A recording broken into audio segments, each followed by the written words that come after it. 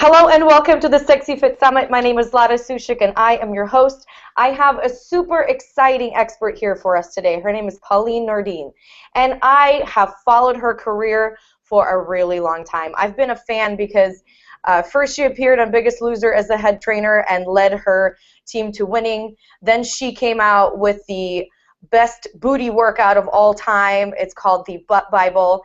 And then she created the fighter diet that women no longer had to starve on. I could still gain muscle. So she's an exciting expert. She's extremely busy, so it's a pleasure to have her here today. How are you, Pauline? I'm very good. How are you? I am doing super well. I hear you're in Miami these days. Yes, this year, 2014, I went from California to Miami to check out the other coast, and it's nice and beautiful. It's very humid. California is my home, and I'm gonna return next year.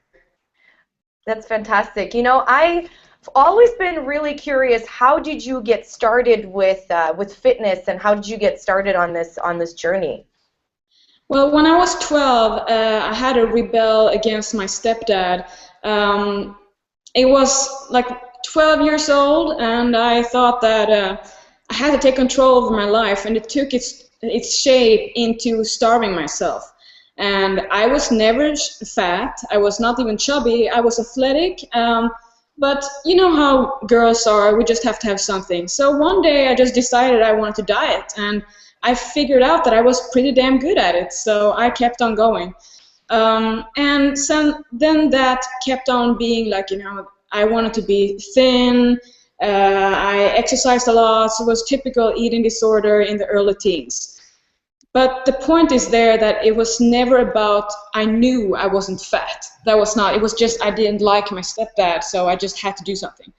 So anyway, everything kept on going. I exercised, didn't eat until I was 17. I moved away from home at 16, and I went to a real nice school. But I had another motivation. That was if I moved away from home, I could keep on not eating and nobody would know.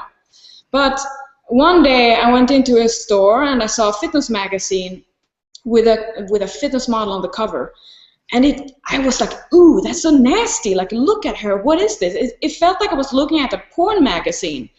But it got me intrigued, and the next day I went back and I bought the magazine, and I learned that it takes discipline. It takes a lot of dedication to be fit and have muscle, and that really appealed to me.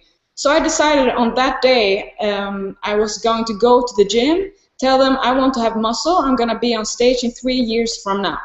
And from that day, I learned as much as I could about training and nutrition. And 3 years later, I was on stage and in a bodybuilding show. So that's how I got started. So it turned around from being something obsessive, negative way into something that is now my passion. I love that story, and I feel like that's a fantastic story to share. My motivation for starting fitness was getting into a fitness show when I was 16, and I really did not have friends because I just moved to America, and they were all doing bodybuilding, and I was like, it doesn't seem so bad. Maybe I'll try it. So, it's awesome that we can turn negative situations into more of a positive. And, I'm really, really happy for you that you recognize that there was a problem there, perhaps with not eating and over-exercising. So that's awesome. Yeah. So you have some amazing accomplishments in the fitness world that you've been featured for everywhere. I think I first saw you on Oxygen. Could you tell me more about the fighter diet and the idea of a fighter diet, and how is it different from all the other diets out there? I created a fighter diet because I needed a concept that had me eat so I'm satisfied, and that I can stay lean and build muscle at the same time. This is known as a typical catch-22. Everyone wants more muscle, everyone wants less body fat. But since it's like two opposite things for your body to do, it's really hard. And I had a struggle with, I could be regimented for a few days. I had my little meals, the fish and the tilapia and the rice, so on. But after a few days, I just couldn't have it anymore. I went out and cheated on pizza and ice cream and chocolate, and it was just the way it was. I gained more fat, I gained muscle, but I was not happy. And when I went to America, I competed as an IFBB Pro in figure. And I did show back to back, just so I couldn't get fat in between, you know, the typical mindset. And I remember it was like an epiphany, because one day I was running on the beach and I had this idea that I have to have some kind of solution. How can I be lean and feel happy and satisfied and be healthy at the same time as I'm like, you know, I want to look a certain way. I don't want to be grumpy all my life and thinking like, you know, why do I have to do diet? Why do I have to do cardio and so on? You know, like someone told me to. It was me. And it just came to me that day when I was running. I mean, maybe it was runner's high, I don't know. But I just got one little thing at a time that I had like been experimented with food, eating all the food when I'm hungry instead of having 6 meals as everyone told you to have, different kind of foods. All those things came together and just like, wow, this is like a system. And it is weird, I can't even explain it. But then after I had tried it and I saw that I got leaner and leaner, I gained muscle. It was like amazing. And I tried it on my clients, and I had online clients, and everyone had the same effect. They were so happy and satisfied, so they could stick to the program for a long time and just get leaner in a slow fashion. But in the other hand, they could actually maintain it because they didn't get crazy. Mm-hmm. I think maintenance is the biggest thing in fitness, because you look at these fitness models, they do magazine photo shoots, and they look amazing for shows, and then you look at them in what they call off-season, and you're like, I don't know how healthy that is, because of all the thyroid imbalances, you know, they end up gaining like 30 pounds in between. And from personal experience, I've been there after, just like you, doing 6, 7, 8 shows back to back just to maintain our lean. You know, I would just like torture myself with clean eating. So is there concept of meal timing, portion control, or how would you explain that best? How did you blend it all? One of the cornerstones of fighter diet is prevent overeating by overeating. And it comes down to, first of all, you have to eat when you're hungry, not just because someone told you, oh, it's breakfast, so you have to eat. Why eat when you're not really feeling for it? Most people are hungry at night in front of the TV, couch, you know, you want to have the munchies, you want to have a meal, and if you don't have anything, you're sitting there like, you know, you're not really hungry, but it's the emotional, you have wanting to have something. So that's number one. It's like, put your meals where you want them the most. And then second is to choose the foods that you can eat a lot of without going over your calorie budget. Vegetables, they are the foundation. They have slow carbs, they have a lot of nutrients. You can eat forever, and you still don't have that much coming in compared to like a pizza slice. But people, and especially women, are so scared of actually eating until you're so full that, you know, your belly is protruding for 30 minutes. That's normal, because you're filling yourself in with fiber and water and so on, and that's gonna keep you away from the chocolate and the Cheerios. Absolutely, and you know, I absolutely agree with you in regards to vegetables, and another thing that we're going to talk about today is carbohydrates. You know, there's only so many vegetables that you can fit in there. Yeah, well, you can take, like, for instance, the fighter diet breakfast, or like a first meal, I would say, because, you know, personally, I don't eat breakfast at 7. It comes after my first training around noon. It's oat bran with protein powder, cinnamon, and some egg whites, and you stir it all together, and it's like so delicious. And you know, like, you don't have to eat vegetables all day long, but the bigger the appetite you have, and the more body fat you have, there's no reason to eat grains and starches and fruit and all that. It's better to eat vegetables because you can have more volume, and the glycemic index of the carbs are going to be slow, which is better for your fat burning. So I don't know where it's coming from that we have to eat grains and fruit to be healthy, because it's not the case. Mm-hmm. So we got on the conversation of fruit, and being a sports nutritionist, I don't think eating a ridiculous amount of fruit is good for anyone, because it's not really good for blood sugar regulation. Is that kind of what I'm hearing from you too? Well, I'm seeing it from another angle. If I tell someone that you can eat vegetables or fruit 5 times a day, that's good for you, guess what people will choose? Fruit. Fruit has 2 or 3 times more calories than vegetables. They are nowhere in comparison to the benefits from vegetables overall and from a health standpoint. Fruit, if you dry the fruit down, what happens? They're really sweet and sugary. That's what you're eating. It's just diluted with water. So it's more like I'm a lot into the psychology of eating and food. And the thing is that people always want to have what's the sweetest, what's easy there. And if you tell them that they can choose either vegetables or fruit, they're gonna have fruit. Mm-hmm. So that's number one. And also, fruit for me is like, what's the purpose with it? It's energy. It's like eating sugar cubes. There's no protein. It's just simple fruit.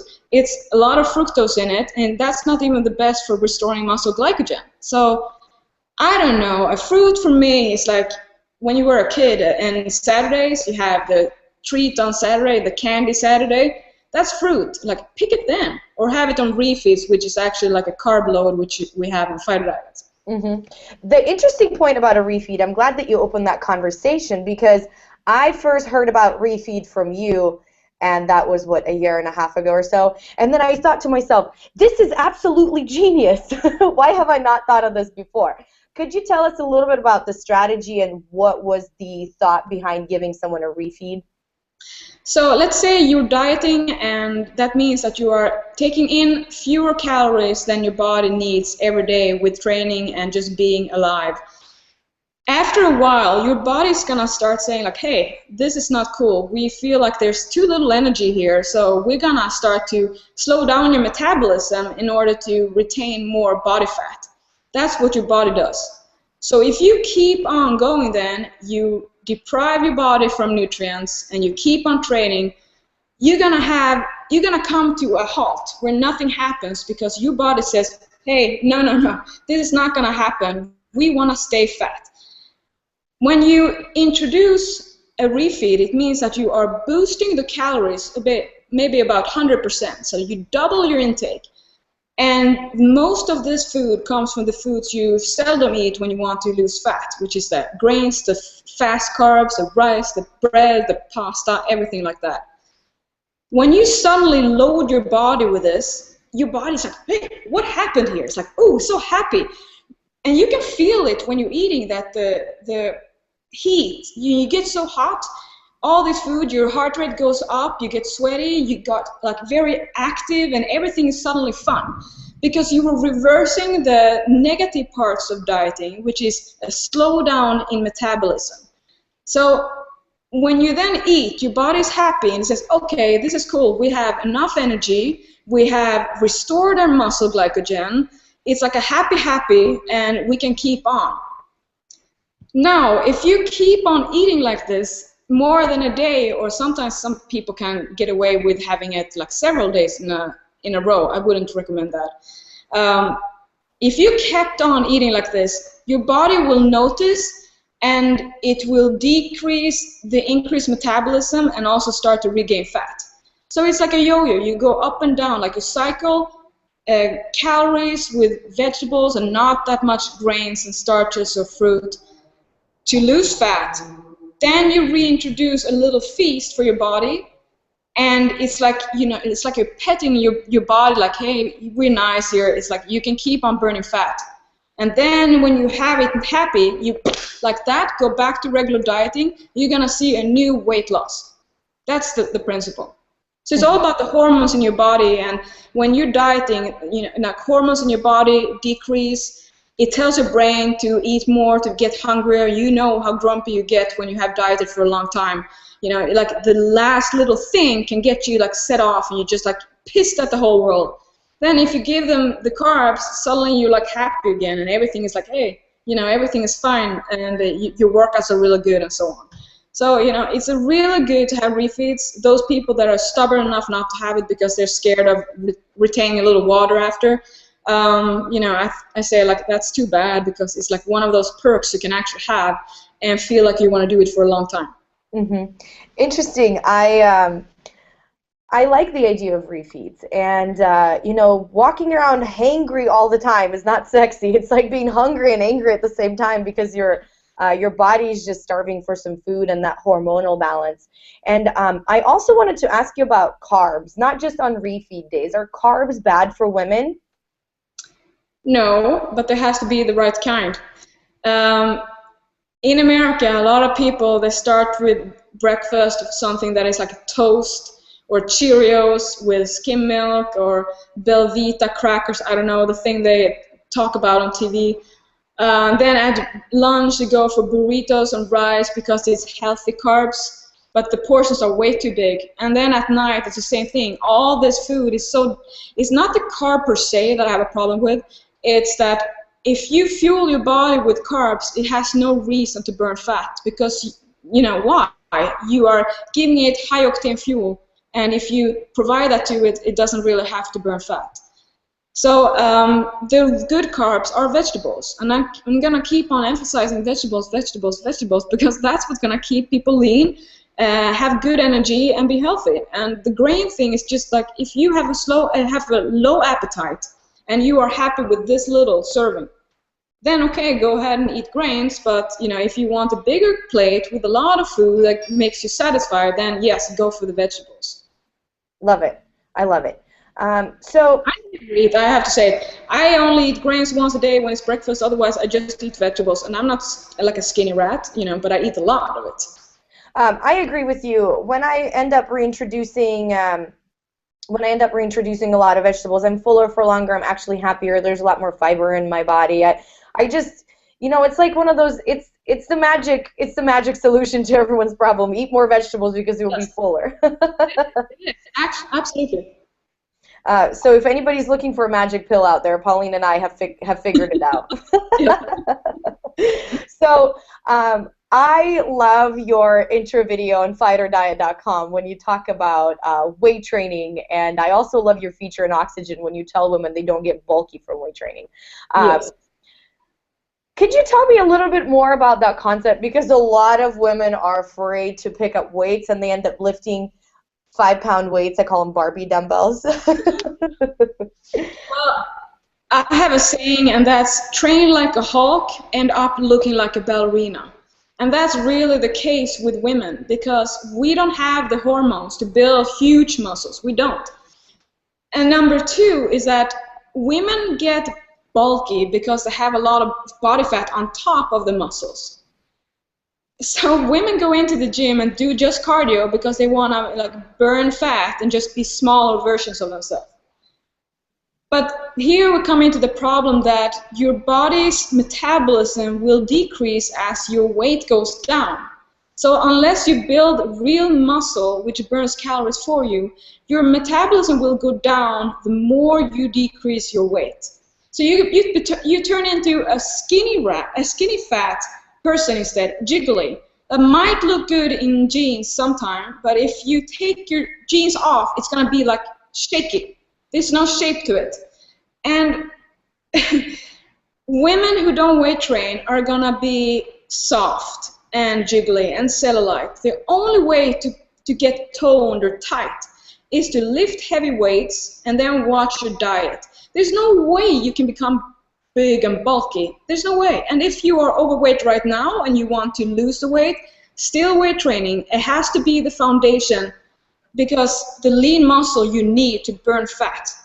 And that's something that women don't want to. But I actually think one of the reasons why women don't want to build muscle or weight train, it's not because they think they're going to be big. It's because they're lazy. It takes a lot more energy to actually lift. I appreciate that you said that because that's. Sorry.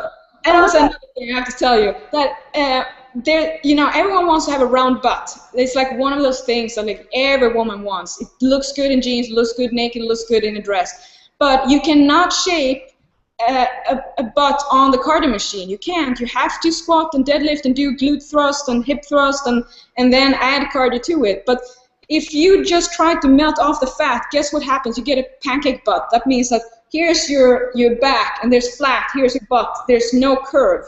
If you want the curve, you need to weight train. And not with small weights, the most you can handle with good form. If you're not tired after 15 reps and you think about, when am I going to have the dinner? And, it's too light and nothing's going to happen. Nothing. waste of time. I love your no-nonsense approach. I'm a huge fan, so thank you so much for sharing that, because, you know, I as a coach dance around the subject sometimes. I'm like, you won't get bulky, you won't get big, and then I just go and I'm like, listen, if you want to have a sexy body, you're going to have to lift this thing. Yes, absolutely. And it's like you're not gonna get bulky and big. If anything, you're just gonna lean out and you're gonna build a butt that you want. So, and that's where I wanted to talk to you about the Butt Bible. And is it a DVD? Is it a workout program? Where can I get it? How did you come up with the idea? What kind of results have you seen? And what does it take to build a nice butt? The Butt Bible I created as an ebook for years ago because I was obsessed by having a muscular butt.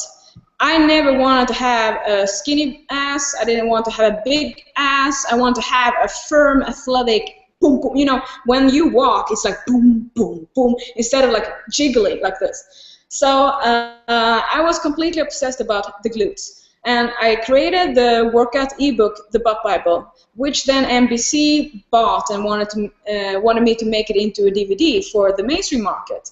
So I did that. So it's online on YouTube. Everyone can watch it. It's like 3 series of the DVD. You can also buy the DVD, but I have nothing to do with it anymore. It was like 2011. The Butt Bible ebook, those are different than the DVD because they are hardcore. They are, you know, like they're not circuit trained. They're straight workouts, like bodybuilding style for like a world-class glutes. That's what you get.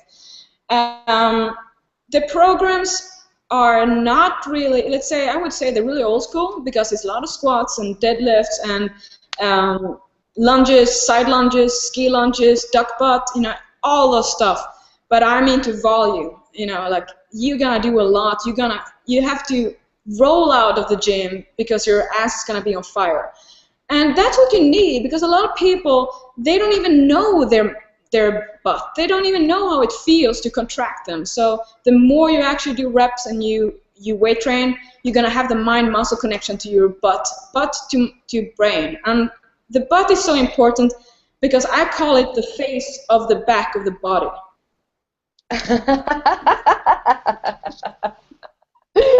I love that. So, you know, you said something that's been a conversation for a lot of women and training. You mentioned circuit training and more like old school bodybuilding style training. What do you like best for yourself and for your clients? Bodybuilding style. I hate circuit training. I would never circuit train. I'm a physique athlete, as in I build my body, and I do that with the reps and sets in different manners with rest in between.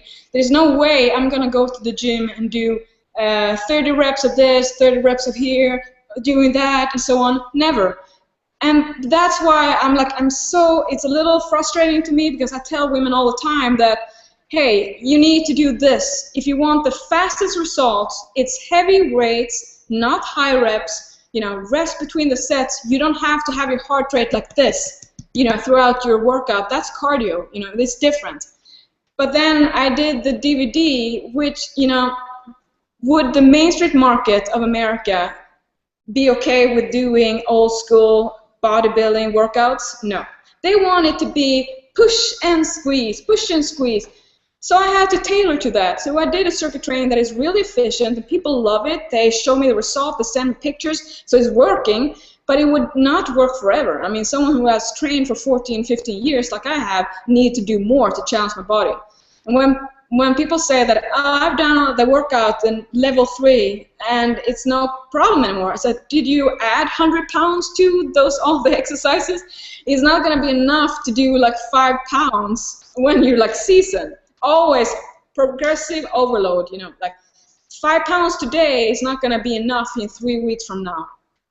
And that's why weightlifting is so rewarding, because you can see right away how you're progressing, and it never gets old and it never gets easier. If your program gets easier, I feel like you probably need to check yourself if you're actually exercising your dedication. And if you're using pink 5-pound dumbbells, I would recommend to just like leave him as the doorstepper or something like that, you know, a doorstop.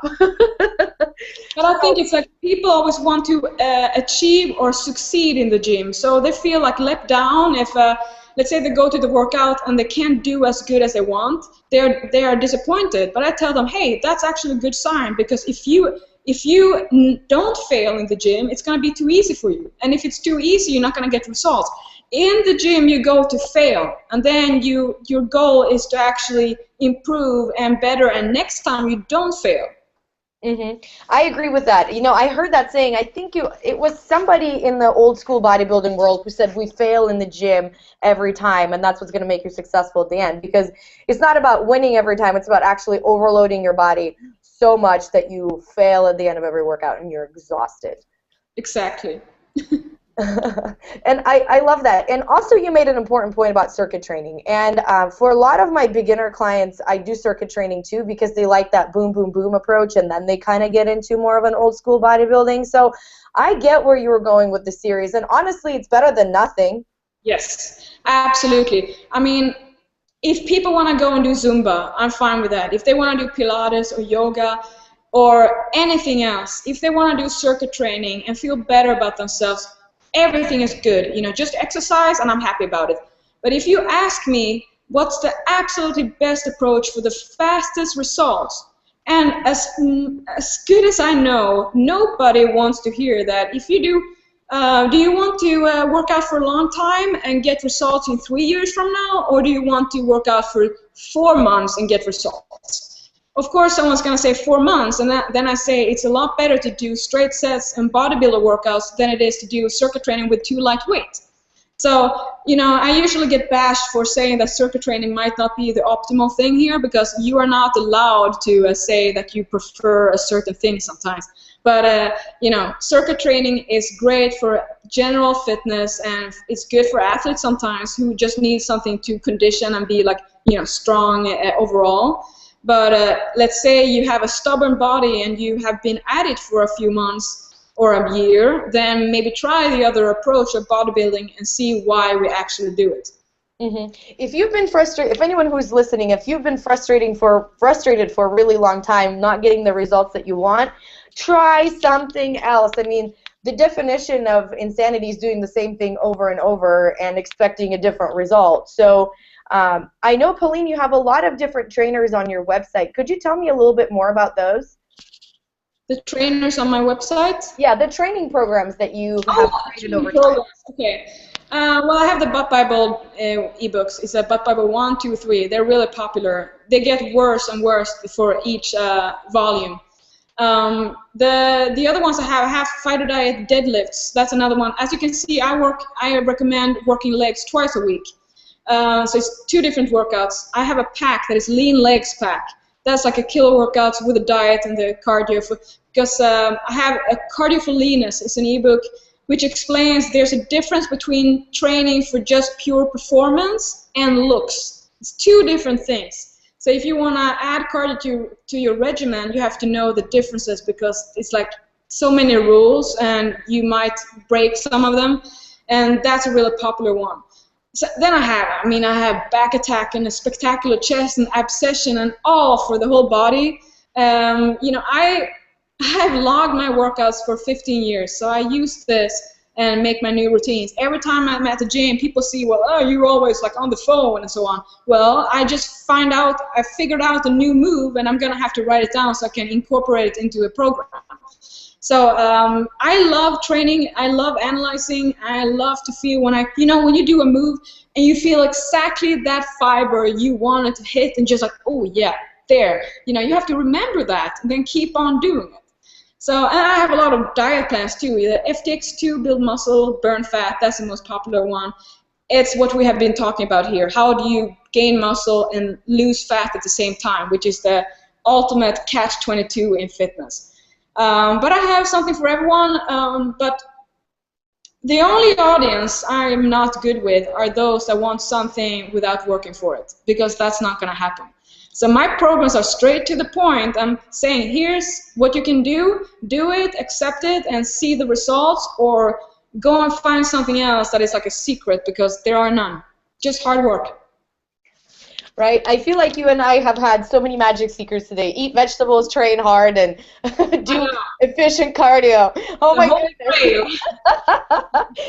I love, I just finished an interview with Holly Rillinger, and she's a Nike fitness trainer, and we're literally finished in 20 minutes because she was like, this is the most efficient way of doing stuff, and that's how we are. We're like, okay, you want efficient? There you have it. Are you going to do it is the question. Exactly. So what's coming next for you? What's the next big thing? I'm launching an app in a month or so. It's called Live Life Lean. It's full body workouts for the busy people who want to be lean and be in shape and fit. Really effective routines and diet plans. I'm gonna add on more of that. Let's say I need to have fighter diet with a more user-friendly approach. So because people want to have very set rules that are easy to do and handle for the whole family. So that's more what I'm doing with this app. It's like a little, let's say we have fighter diets for the hardcore. Live Life Lean is like a user-friendly version of it, plus a lot of new workouts that I'm really excited about. Mm-hmm. I'm really the best in the market. I'm really excited about the app because, it is kind of hard to tell people, hey, do this and this works, because there's so many different things that work. But for us, we know the efficiency, right? And we're like, why not just make this simple rules for really straightforward people like you and I? Yeah. Well, it's hard sometimes. People always ask, do you have any new exercises and new secret things? I need something to keep it interesting. We cannot reinvent the wheel forever. The good basics are here to stay for a reason because they work. And the trainers that sell some weird little move or some machine that they want people to buy, and it's not working, I could never do that. I have too much pride, and I'm proud of what I'm doing. I'm never gonna tell someone to buy this little machine and get lean abs in 7 seconds a day. I'm not gonna do that. Here is what's proven to work. Just do it.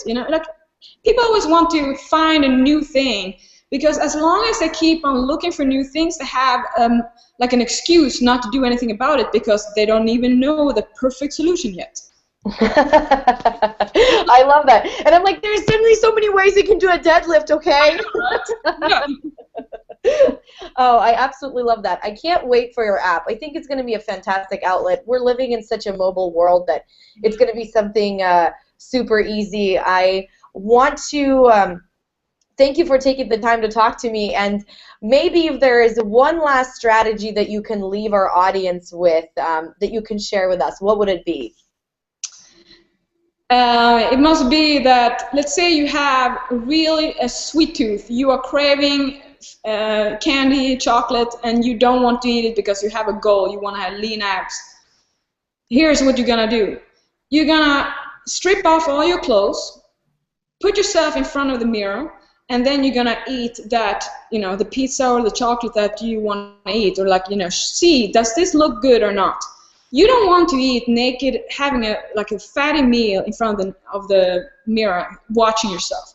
And that's actually a really good strategy to keep yourself away from food.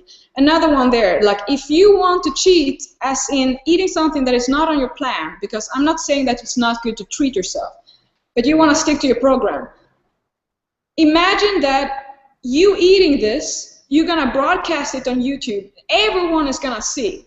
Doesn't that feel like you don't want to eat it anymore? Because that's how I see. Would I want people to know about this? No. Okay, then don't do it. I love that. I interviewed Drew Manning, who's also hugely into fitness. He was fit, then he got fat. He gained 70 pounds as an experiment over a period of 6 months, and then he got fit again. And I saw his picture on Twitter. Somebody busted him eating his pizza cheat meal, and he was like, "This is what I get for eating cheat meals." Yeah. Yeah, and then every time I walk by a gelato stand or something like that, since I live on the beach, I'm like, Yeah, you never know who's watching you. Yeah, have to lead by example. Absolutely. So, and you mentioned a very important point of exercising your motivation, or what's your tagline? Discipline your dedication.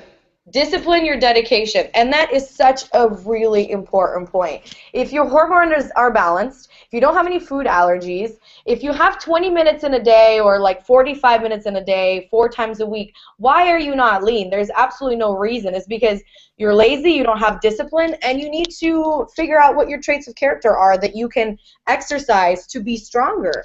And Yes. it's just like a muscle. You have to flex it. So thank you for your honesty. Thank you for your straightforwardness, and thank you for just being absolutely honest. And I respect that so much. Thank you so much for having me. It was a pleasure. It was a real pleasure. For everyone who is listening, Pauline Nordin, and go to her website. She has tons of amazing training routines. And my name is Zlata Sushchik, and until tomorrow.